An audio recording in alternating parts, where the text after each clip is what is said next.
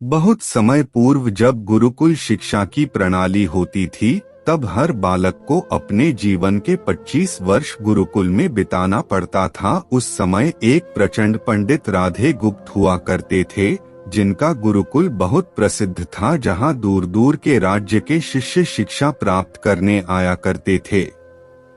बात उन दिनों की है जब राधे गुप्त की उम्र ढलने लगी थी और उसकी पत्नी का देहांत हो चुका था। घर में विवाह योग्य एक कन्या थी। राधे गुप्त को हर समय उसकी चिंता सताती रहती थी। वह उसका विवाह एक योग्य व्यक्ति से करना चाहते थे, जिसके पास संपत्ति भले ना हो पर वह कर्मठ हो, जो किन्हीं भी परिस्थिति में उसकी बेटी को खुश रखे और उचित समय पर उचित निर्णय ले सके। एक दिन उनके मस्तिष्क में एक ख्याल आया और उन्होंने इस परेशानी का हल सोचा कि क्यों ना वो अपने खुद के शिष्यों में से ही योग्य वर की तलाश करे।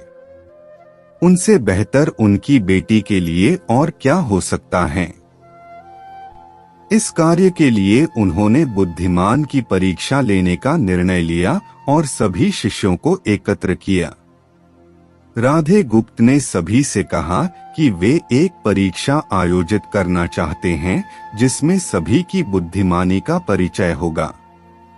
उन्होंने सभी से कहा कि उन्हें अपनी पुत्री के विवाह की चिंता है, जिसके लिए उनके पास पर्याप्त धन नहीं है। इसलिए वे चाहते हैं कि उनके शिष्य विवाह में लगने वाली सभी सामग्री कैसे भी करके एकत्र करे, भले उसके लिए उन्हें चोरी का रास्ता चुनना पड़े, लेकिन उन्हें चोरी करता कोई भी देख ना सके। इसी एक शर्त का पालन सभी को करना है।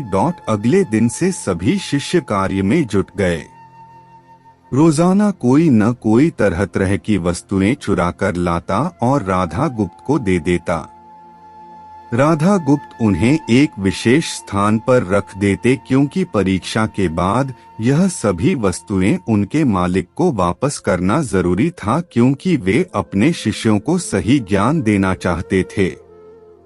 सभी शिष्य अपने अपने दिमाग से कार्य कर रहे थे, लेकिन इनमें से एक चुपचाप गुरुकुल में बैठा हुआ था, जिसका नाम रामास्वामी था। वह राधा गुप्त का सबसे करीबी और होनहार छात्र था। उसे ऐसा बैठे देख राधा गुप्त ने इसका कारण पूछा। तब रामास्वामी ने बताया कि आपने परीक्षा की शर्त के रूप में कहा था कि चोरी करते वक्त इसे कोई ना देख सके। इस प्रकार अगर हम अकेले में भी चोरी करते हैं, तब भी हमारी अंतरात्मा उसे देख रही है, हम खुद से उसे नहीं छिपा सकते। इसका अर्थ यही है कि चोरी करना व्यर्थ है। उसकी यह बात सुन राधा गुप्त के चेहरे पर खुशी छा जाती है।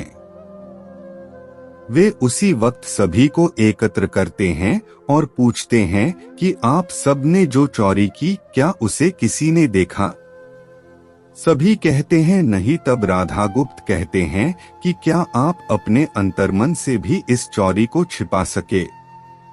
सभी को बात समझ आ जाती है और सबका सिर नीचे झुक जाता है, सिवाय रामास्वामी के। राधा गुप्त रामास्वामी को बुद्धिमानी की परीक्षा में अव्वल पाते हैं और सभी के सामने कहते हैं कि यह परीक्षा मेरी पुत्री के लिए उचित वर तलाशने के लिए रखी गई थी।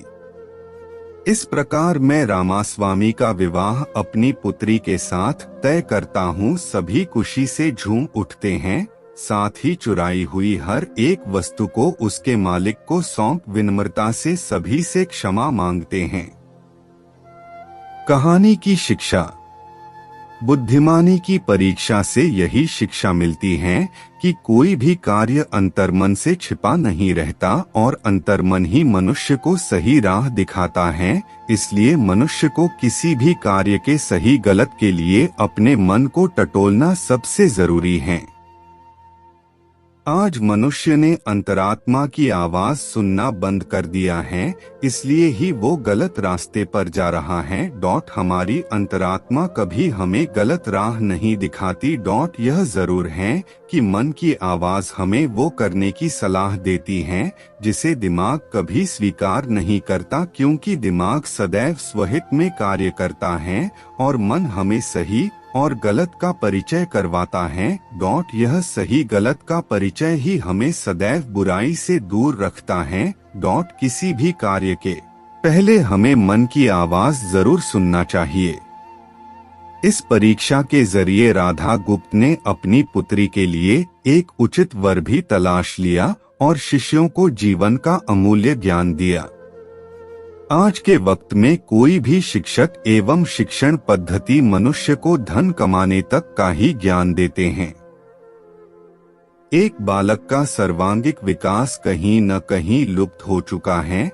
आज का मनुष्य केवल बड़े होकर एक धनवान व्यक्ति बनने का ही ज्ञान विद्यालयों में लेता है। उस बालक को सही गलत का बोध कराने का दायित्व कोई भी नहीं लेता, क्योंकि उनके माता पिता भी आज के दौर में बस पैसा कमाने में लगे रहते हैं और शिक्षक भी केवल किताबी ज्ञान देकर अपने दायित्व से मुख मोड़ लेता है। ऐसे में यह छोटी छोटी कहानियां व्यक्ति को सही गलत सिखाने में अहम भूमिका निभाती है, लेकिन आजकल इसके लिए भी वक्त मिलना मुश्किल है। यह एक गंभीर समस्या है जिसके फलस्वरूप आज के बच्चे आसानी से गलत राह पर चलने लगते हैं और उन्हें इसका भान तब होता है जब वे पूरी तरह ग्रस्त हो जाते हैं।